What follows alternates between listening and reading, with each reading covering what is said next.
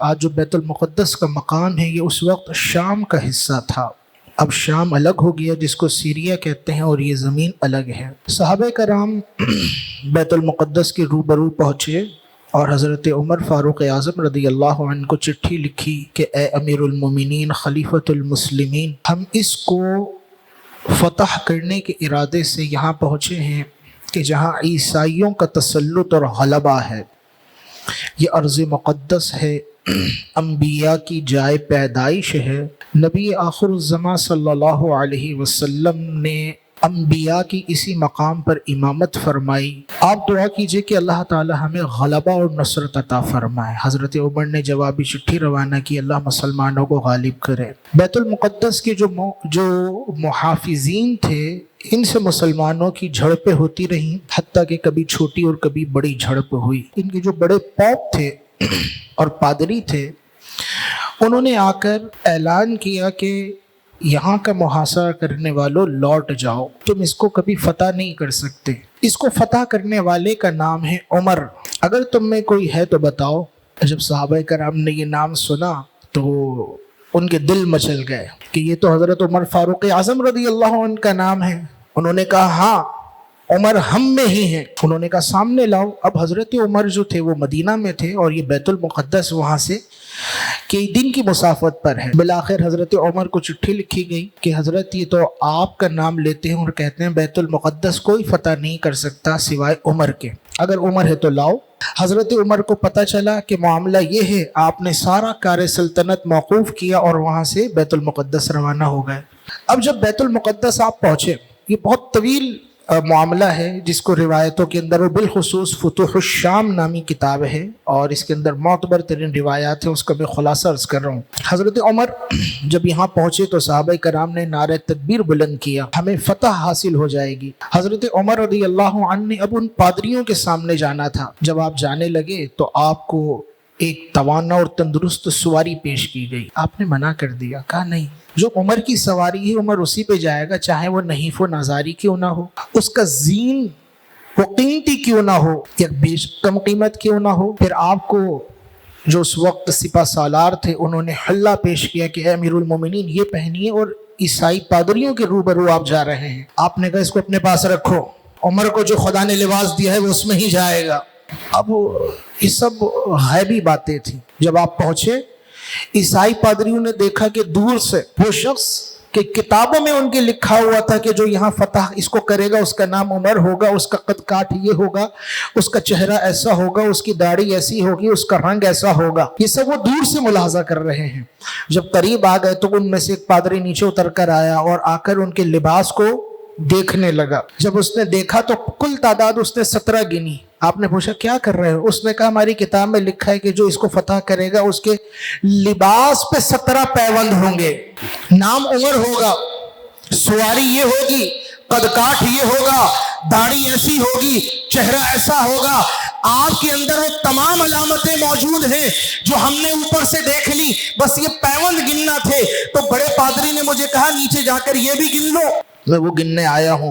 اس نے جا کر اوپر بتایا، سارے پادری اتر کر نیچے آئے اور بیت المقدس کی چابیاں سر جھکا کر حضرت عمر کی خدمت میں پیش کر دی اور کہا کہ اب ہم یہاں پر زندہ نہیں رہ سکتے، ہم یہاں پر اگر آپ سے لڑیں تو لڑائی میں غلبہ نہیں حاصل کر سکتے، پوری دنیا بھی اگر آ جائے، عمر چونکہ آپ یہاں پر آ گئے ہو، اب بیت المقدس کبھی بھی ہمارے ہاتھوں میں نہیں رہ سکتا، اس لیے کہ ہماری کتابوں کے مطابق جب آپ یہاں پر آؤ گے تو بیت المقدس آپ ہی کے ہاتھ میں ہوگا، ہم بغیر لڑائی کی چابیاں آپ کو دیتے ہیں۔ مسلمانوں کو بیت المقدس مل گیا، مکہ بھی مسلمانوں کے پاس ہے، مدینہ بھی پاس ہے، اور اب بیت المقدس بھی پاس ہے۔ سبحان اللہ، یہ ہے غیرت، یہ ہے جرأت۔ وہ منظر چشم تصور میں لے کر آئے، عقل دنگ رہ جاتی ہے۔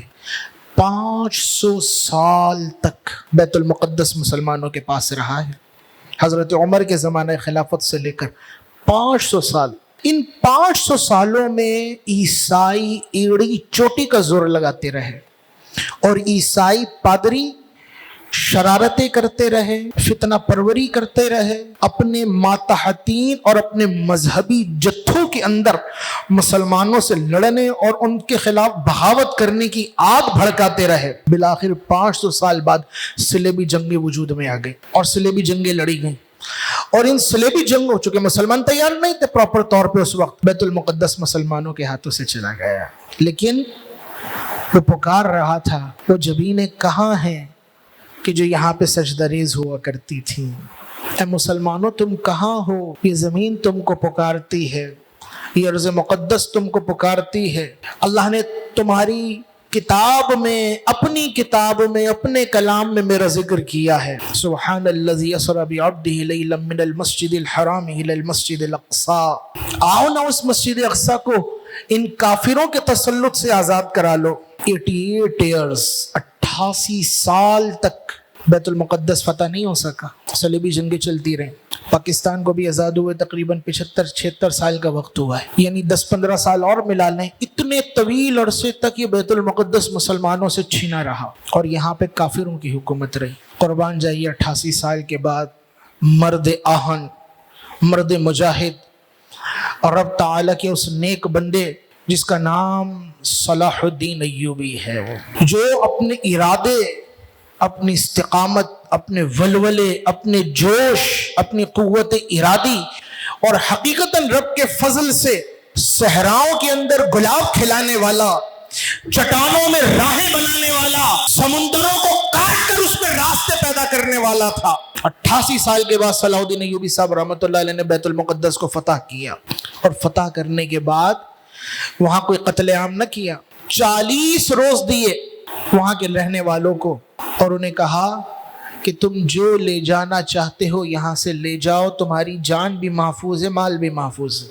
हत्ता कि ईसाइयों का हाल ये था जो वहाँ से निकले वो खुद तो गए, मेरे भाइयों अपनी मुर्गी और बतखें भी साथ में लेकर गए जो उन्होंने पाली हुई थी। ये था मुसलमानों का अमन, ये है मुसलमानों का इंसाफ, ये है मुसलमानों की भलाई, ये है मुसलमानों की इस्लाम से वाबस्तगी। उनको नुकसान नहीं पहुंचाया, उनका माल नहीं छीना, उनके गले नहीं काटे, वो सब के सब वहां से निकल गए। अब ये ईसाई तो दोबारा यहाँ पे कभी भी नहीं आ सकते क़यामत तक इंशाअल्लाह। सुल्तान सलाहुद्दीन अय्यूबी साहब रहमतुल्लाह अलैह की तलवार की जो ज़र्ब थी, उन्होंने क़यामत तक के लिए ईसाई शोरश को काट के रख दिया। अब कभी ईसाई गालिब नहीं आ सकते, आपकी काट वो है। अब क़यामत तक इंशाअल्लाह ईसाइयों का गलबा नहीं होगा। लेकिन फिर क्या हुआ, जब सुल्तान सलाहुद्दीन अय्यूबी साहब रहमतुल्लाह अलैह ने बैतुल मुक़द्दस फतह किया, अब ये 500 साल और उसके बाद मजीद 100 साल लगा लें, 600 साल गुजर गए इस्लाम आए हुए। उन 600 साल से लेकर अब ये 15वीं सदी चल रही है। आज से 100 साल पीछे चले जाएं, सल्तनत उस्मानिया को ताराज कर दिया गया, खिलाफत बनु अब्बासिया ख़त्म हुई, उसके बाद खिलाफत उस्मानिया कायम होती है। ये बैतुल मुक़द्दस खिलाफत उस्मानिया का हिस्सा बन गया। यानी जो तुर्क हुकूमत थी उसमें मक्के, मदीने, हिजाज और फिर साथ में बैतुल मुक़द्दस, शाम, सब मकामात पर मुसलमानों की हुकूमत रही। इस दौर में जो यहाँ पे ईसाई थे उन्होंने तो आने की कोशिशें नहीं की और ये पूरा इलाका मुसलमानों के मातहत रहा। लेकिन एक और पार्टी थी जिसको यहूदी पार्टी कहा जाता है, ये उस वक्त जर्मन के अंदर थे और दुनिया में फैले हुए थे। हिटलर ने इनको मारा और इतना मारा जो होलोकॉस्ट के नाम से मशहूर है कि इनको फिर दुनिया में जाए अमान नहीं मिलती थी। लेकिन थोड़े से यहूदियों को उसने छोड़ दिया था और कहा इन्हें इसलिए छोड़ रहा हूँ, लोग मेरे मारने के बाद मुझे बुरा तो बहुत कहेंगे, लेकिन जिनको छोड़ रहा हूँ इनके जरिए पता चल जाएगा कि कितने बुरे लोग हैं, फिर लोग मुझे बुरा नहीं कहेंगे। यही वजह है इस वक्त दुनिया में सबसे इंसानों में बदतरीन मखलूक और शरीर तरीन इंसान वो यहूदी हैं। बदतरीन लोग हैं ये लानत शुदा लोग हैं, ये धुतकारे हुए लोग हैं जिन्होंने अंबिया को कत्ल किया, जिन्होंने अल्लाह की नाफरमानियाँ की और अब ये इस पूरी दुनिया पर अपनी हुकूमत चाहते हैं। जब इनको वहां से मार के निकाल दिया गया, ये दुनिया में जिल्लत का अजाब झेलते रहे, दर बदर भटकते रहे, दर बदर फिरते रहे, हत्ता कि 19वीं सदी आ गई। पाकिस्तान कब आज़ाद हुआ? 1947 में। 1917 जब 17, 27 اور 32 یہ وہ وقت ہے کہ جب انڈیا میں پاکستان کی آزادی کے لیے تحریکیں چل رہی تھیں، اور ڈاکٹر اقبال صاحب نے 1927 کے اندر پاکستان کے لیے خواب دیکھا تھا، یعنی ان کا خیال تھا کہ ایک الگ مسلم ریاست ہونی چاہیے، لیکن اس سے پہلے ہی مسلم اسکالرز نے یہ خیال پیش کر دیا تھا کہ یہ مسلمان ہندوؤں کے ساتھ نہیں رہ سکتے اور ان کے ساتھ طویل وقت نہیں گزار سکتے۔ تو جب پاکستان کا خواب دیکھا جا رہا تھا، اس وقت ترک میں سلطنت عثمانیہ کا زوال چل رہا تھا۔ سلطان عبدالحمید ثانی 1917 کے اندر یہودی ان کے پاس پہنچے اور جا کر سلطان کو 50 لاکھ سونے کے سکے، گولڈ کوائنز دی اور کہا سلطان آپ ہم سے یہ سارا مال لے لو، اور مال لینے کے بدلے میں آپ ہم یہودیوں کو فلسطین میں بسنے کے لیے کچھ زمین دے دو اور اجازت دے دو کہ ہم وہاں پر رہ سکیں، اس کے بدلے میں ہم آپ کو اور بھی مال دیں گے، اور اس وقت آپ کی حکومت کے خلاف برطانیہ کام کر رہا ہے تو ہم آپ کو سیاسی سپورٹ بھی کریں گے، قربان جائیے۔ سلطان عبدالحمید الثانی کے الموسوعہ التاریخیہ جلد 9 صفحہ نمبر 476 سلطان کے الفاظ اس میں تاریخی ہیں۔ سلطان نے کہا اے یہودیوں، اگر تم مجھے ان 50 لاکھ سونے کے سکوں کی جگہ روئے زمین کے برابر بھی سونا لا کر دے دو، میں اسے بھی ٹھکرا دوں گا، میں اسے بھی دھتکار دوں گا، کیونکہ یہ ارض فلسطین یہ میری ذاتی جاگیر نہیں ہے، یہ امت مسلمہ کا ورثہ ہے، جس خطے کو مسلمانوں نے اپنی جانیں قربان کر کے حاصل کیا، سلطان اس کا سودا نہیں کر سکتا۔ یہ وہ زمین ہے جس کے لیے صحابہ کرام نے اپنی قربانیاں دیں اور اپنا خون بہایا ہے، اس کے لیے ہزاروں مسلمانوں نے اپنا خون بہایا ہے۔ میں کون ہوتا ہوں کہ اس دنیا کی دولت کو لے کر یہ فلسطین تمہارے حوالے کرتا ہوں، لے جاؤ اپنی دولت۔ یہ یہودی جب یہاں سے دھتکار کھاتے ہیں، اس وقت ورلڈ وار چل رہی تھی، فرسٹ ورلڈ وار کا دور تھا، یہ دنیا میں پہلی جنگ عظیم چل رہی تھی، اور دنیا کا اکثر حصہ جو ہے وہ متزلزل تھا، غیر مستحکم تھا، بہت برا حال تھا۔ یہ پہنچ گئے برطانیہ کے پاس۔ اب انہوں نے یہی آفر برطانیہ کو کی کہ ہم آپ کو یہ پیسے بھی دیتے ہیں اور آپ کو سیاسی پشت پناہی کا بھی یقین دلاتے ہیں، جتنے یہود ہیں آپ کو سپورٹ کریں گے، بس آپ نے کرنا یہ ہے کہ جب آپ مستحکم ہو جاؤ نا، پہلے جو وہاں پہ تھے ان سے مانگ رہے تھے، اب کہہ رہے ہیں ان سے چھینو، جب آپ وہاں پہ غلبہ کر لو تو فلسطین میں ہمیں رہنے کے لیے تھوڑی سی جگہ دے دینا۔ یہودیوں نے معاہدہ کر لیا۔ اس معاہدے کو تاریخ میں کہا جاتا ہے معاہدہ بلفور۔ 1917 کے اندر معاہدہ بلفور ہو گیا، اور پھر 1917 سے لے کر 1947 تک تقریباً 30 سال 30 ایئرز یہ اسٹرگلنگ جو ہے ٹائم تھا، یہ معاملہ چلتا رہا۔ دنیا بھر میں جہاں پر بھی سلطنت عثمانیہ تھی اس کو تاراج کیا جاتا رہا، سقوط ہوتا رہا، حتیٰ کہ حجاز مقدس، مکہ المکرمہ، مدینہ المنورہ، یہاں پر بھی انہوں نے اپنی شرانگیزیوں کو منتقل کیا۔ جو گورنر مدینہ تھا اس وقت، اس نے تو اپنی شہادت پیش کر دی لیکن مدینہ حوالے نہیں کیا۔ اچھا، اس وقت لڑنے والے کون تھے آپ کو پتہ ہے؟ حیرت ہوگی، مکے اور مدینے پر جنہوں نے حملہ کیا وہ انگریز نہیں تھے، وہ ایک ٹولہ تھا جس کو سعودی کہا جاتا ہے، یہ خاندان تھا۔ انہوں نے انگریزوں کے ساتھ معاہدہ کیا کہ یہاں پر اگر ہم غلبہ کر لیتے، حکومت ہماری ہوگی، کام آپ کا چلے گا۔ مدینہ المکرمہ، اس کو تو انہوں نے قتل کر کے اور قتال کر کے فتح کیا اپنے زوم میں۔ مکہ المکرمہ کے اندر بغاوت ہو گئی، شریف مکہ جو تھا وہ ان کے ساتھ مل گیا، اور یہاں پر رہ گیا فلسطین، یہ بھی مسلمانوں کے ہاتھ سے چلا گیا۔ یہ بیت المقدس جو ترک حکومت تھی، یہاں پر ترک حکومت کا خاتمہ ہو گیا، اور یہ سب کچھ برطانیہ کے انڈر میں آ گئے، ایک آزاد خود مختار ریاست کی صورت سی بن گئی۔ جب یہ صورت بنی تو یہاں پر پھر برطانیہ نے لا کر کس کو بسا دیا؟ امریکہ، برطانیہ، فرانس، اور ان کے جو اتحادی تھے انہوں نے یہاں پہ لا کر بسا دیا یہودیوں کو۔ یہودی جس مقام پر آ کر ٹھہرے، اس مقام کا نام تھا تل ابیب، اور یہ صحرائی علاقہ تھا، اب تو یہاں پہ شہر آباد ہو گئے اور یہ ان کا آج کیپٹل ہے۔ تو یہاں پر انہوں نے پھر اپنی ریاست قائم کی، اور دنیا بھر میں جہاں جہاں یہودی تھے، چونکہ یہ مالی طور پر یہود مستحکم تھے، ہر دور میں یہ کاروبار کرتے رہے تھے، اس لیے کہ ہم نے فلسطین حاصل کرنا۔ ان کا پیچھے کانسیپٹ یہ تھا کہ یہاں پر حضرت داؤد علیہ السلام کی حکومت تھی، اور ہم حضرت داؤد کی اولاد ہیں، انبیاء کی اولادوں میں سے ہیں،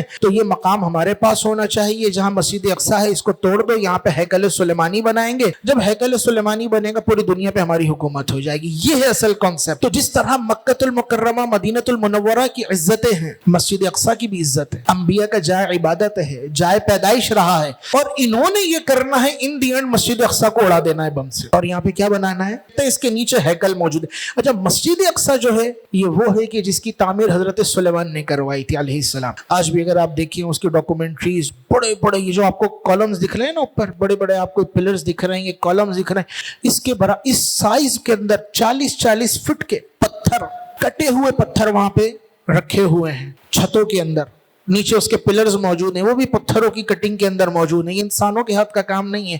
جو اصل مسجد اقصی زیر زمین در زمین ہے، یہ وہ ہے کہ جو جنات نے بنائی تھی اور حضرت سلیمان علیہ السلام نے کھڑے ہو کر بنوائی تھی۔ بہرحال احادیث طیبہ کے اندر اس کا ذکر موجود ہے۔ تو اس کو پانے کے لیے یہود جو ہے پوری دنیا سے یہودیوں کو لا کر اس مقام پر بساتے ہیں، اور پھر اب ایک ان کی دوسری سٹرگل شروع ہوتی ہے کہ دنیا اس وقت ان کو کہہ رہی تھی کہ یہ غاصب ریاست ہے، کیونکہ ریاست میں ریاست نہیں بن سکتی نا۔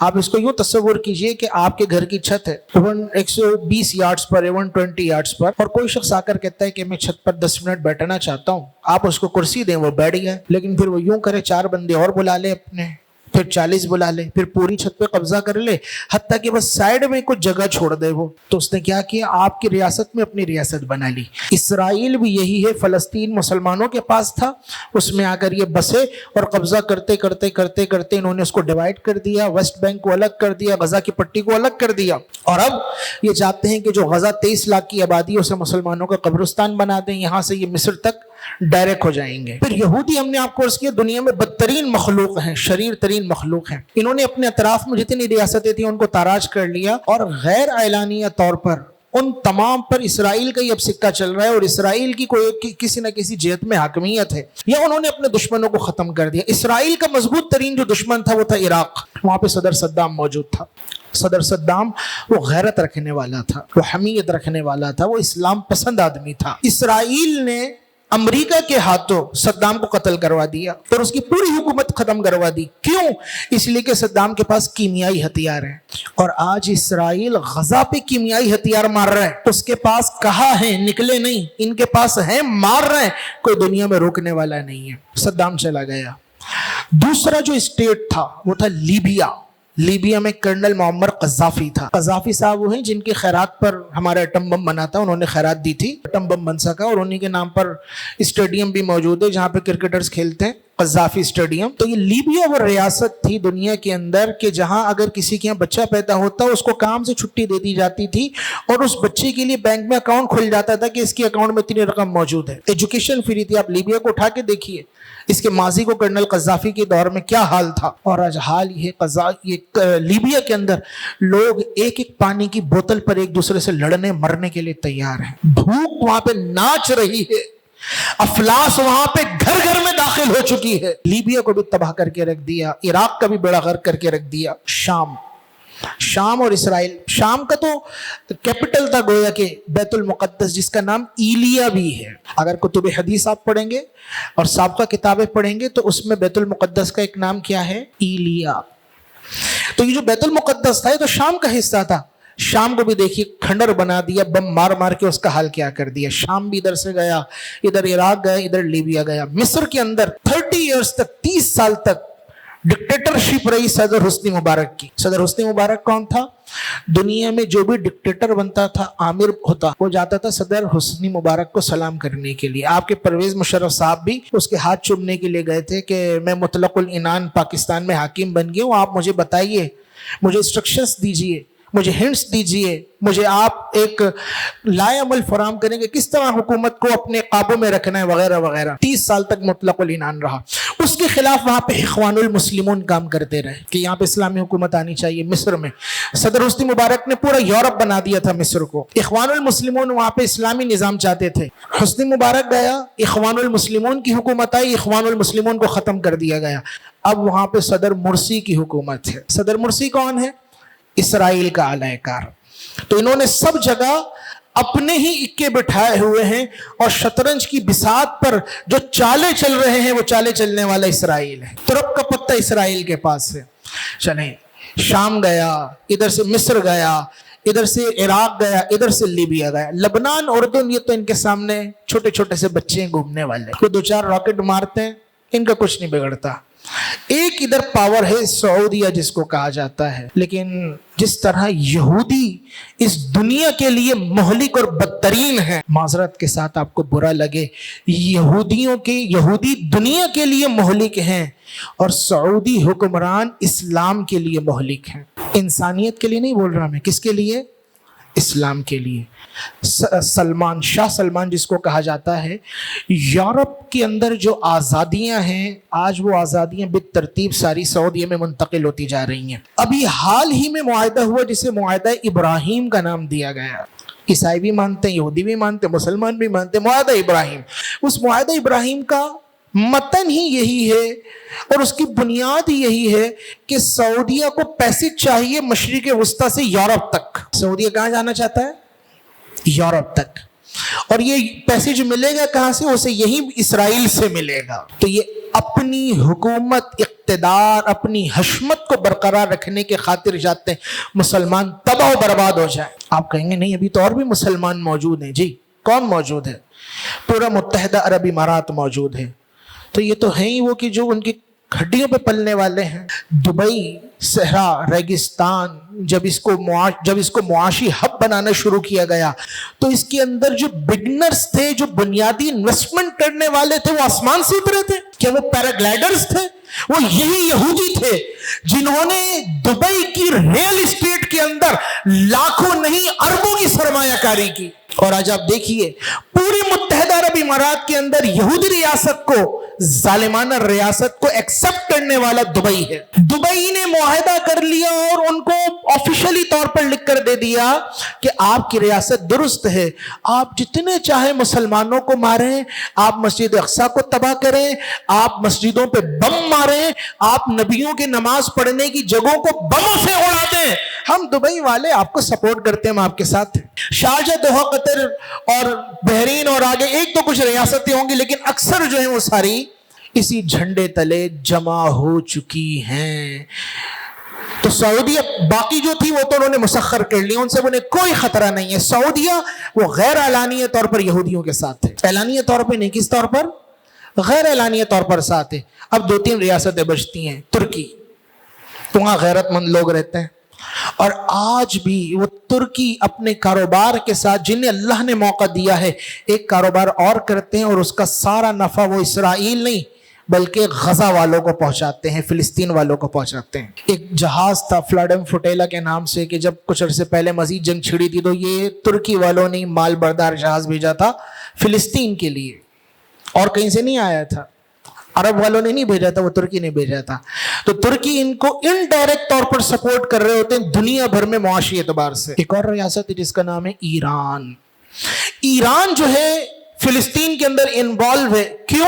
وہ کہتے ہیں امام مہدی آئیں گے یہاں پر, اور امام مہدی ان کے 12ویں امام ہیں. اثنا عشریہ جو عقیدہ ہے تو وہ اس جہت سے فلسطین کے ساتھ ہے. فلسطین سنی آبادی ہے لیکن وہ اس جہت سے ان کے ساتھ ہیں, ان کی سپورٹ کرتے ہیں زبانی. اب رہ گیا پاکستان. تو پاکستان نہ تو 3 میں اور نہ ہی 13 میں. آج آپ دیکھیے صبح سے شام تک ہمارا میڈیا ماتم کر رہا ہے کہ اتنے اسرائیلی مر گئے, اتنے اسرائیلی مر گئے. او بے شرمو, بے غیرتو, یہ بتاؤ کہ کتنے مسلمان مر گئے, یہ بتاؤ. لیکن آپ میڈیا پہ دیکھ رہے اور خوش ہو رہے ہیں, غزہ والوں نے اتنے مار دیے, مسلمانوں نے اتنے مار دیے. مسلمانوں نے نہیں مارے, اسرائیل نے اعلان کر دیا ہے, اپنے فوجیوں کو اسٹیٹمنٹ دے دیا ہے کہ آپ نے غزہ کے 23 لاکھ مسلمانوں کا قبرستان اس غزہ کو بنا دینا ہے. اور اب یہ جو غزہ کی پٹی ہے یہ مسلمانوں کے پاس نہیں رہے گی, ان کا قبرستان ہوگی. وہاں صبح و شام حال یہ ہے, عمارتوں پہ بم داغے جا رہے ہیں, ہر طرف عمارتوں کے گرنے کا دھواں ہے, بموں کے پھٹنے کی وجہ سے آتشی بو ہے.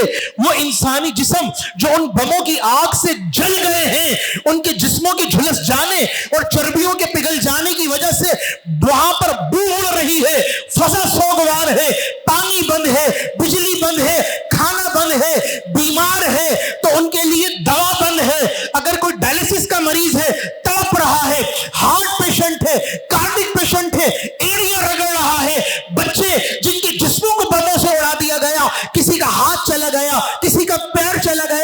فرسٹ ایڈ کے لیے وہاں پر وہ بے سر و سامانی کی حالت میں موجود ہیں، لیکن ہائے افسوس 55 اسلامی ممالک، ان میں سے کسی کے کان پہ جو تک نہیں رنگ رہی سوائے زبانی مذمتوں کے۔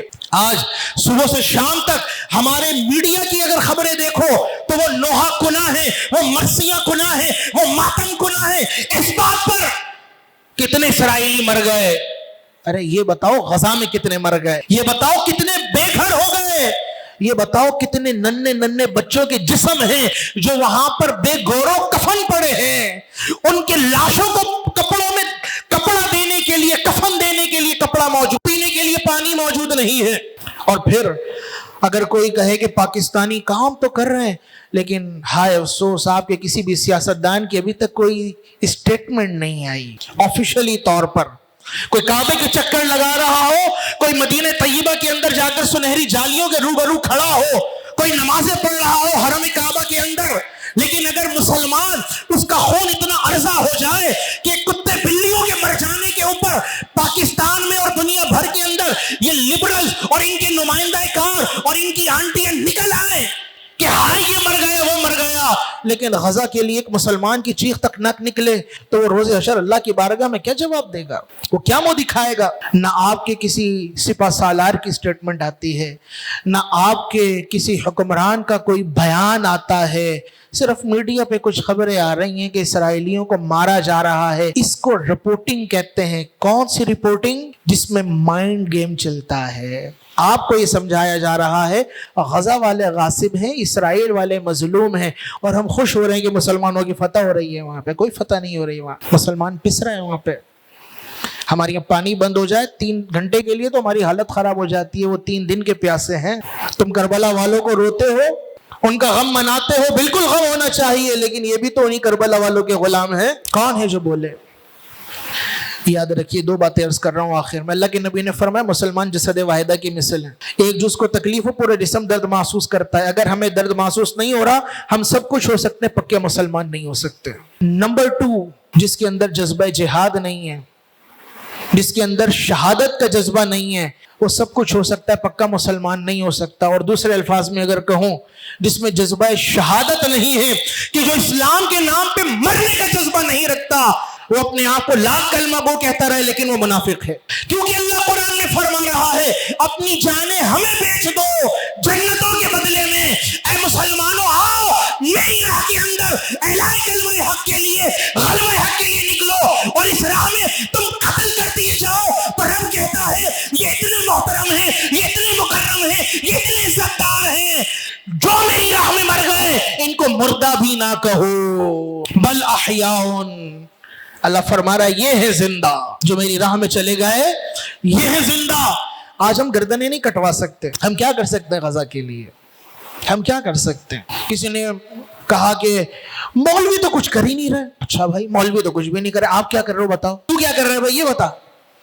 اگر یہ مولوی صدائے حق بھی بلند نہ کرے، ان کا کام تو یہی ہے صدائے حق لگانا، اور صدائے حق کے نتیجے میں عمل تم نے کر کے دکھانا ہے۔ تمہارے منہ کے اندر وہ گند بھری ہے، جب بولتے ہو دینداروں کو برا بولتے ہو، کبھی حکمرانوں کو برا نہیں بولتے۔ اپنے باپوں کو برا بول کے دکھاؤ تو اگلے دن تمہارے گھر میں تمہاری رات نہیں گزرے گی۔ جو کر سکتے ہیں ان کو بول کے دکھاؤ، وہاں تمہارا بس نہیں چلتا۔ بس چلتا ہے تو کس پر؟ جو صدائے حق بلند کر رہے ہیں۔ تو اس کا مطلب شیطان کے اعلی کار تو تم ہو، سمجھ آ رہی ہے بات؟ تو دیندار کا کام یہی ہے، آپ کو اعلی کلمہ حق کر کے دکھانا۔ ہاں جب موقع آئے تلوار کا کوئی پیچھے رہ جائے تو یہ بھی بتانا، جب تلوار اٹھانے کا موقع آئے کوئی پیچھے رہ جائے تو اس منافق کا نام بتانا۔ اب رہ گیا ہم کیا کر سکتے ہیں؟ تو ہم تو دعا ہی کر سکتے ہیں، اور دوسرا کام درد محسوس کر سکتے ہیں۔ اگر درد محسوس نہ کیا، ہم سب کچھ ہو سکتے ہیں، پکے مسلمان نہیں ہو سکتے۔ اور تیسری روایت، اللہ کے نبی نے فرمایا برائی ہوتے دیکھو ہاتھ سے بدل دو، طاقت نہیں زبان کی ہے زبان سے بدلو۔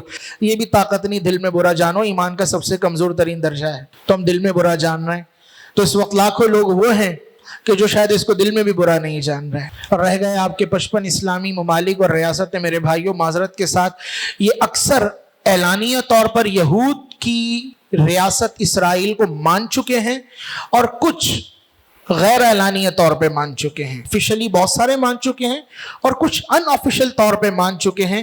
یہی وجہ ہے کہ کوئی اعلانیہ طور پر آگے آنے کے لیے تیار نہیں۔ جنگ بندی کی باتیں کی جا رہی ہیں، لیکن کب جب غزہ تاراج ہو جائے گا تو پھر جنگ بندی بھی ہو جائے گی، ختم ہو جائے گی بھائی، پھر ڈائلوگ ہوں گے، پھر بچے ہی کچھ نہیں تو کون سے ڈائلوگ ہوں گے۔ لیکن میں آپ کو عرض کروں سچی بات، قیامت تک یہودی اپنی جدید سے جدید ٹیکنالوجی امریکہ کو ملا لیں، پوری یورپی یونین کو ملا لیں، لیکن خدا کی قسم وہاں پہ مکمل غالب نہیں آ سکتے۔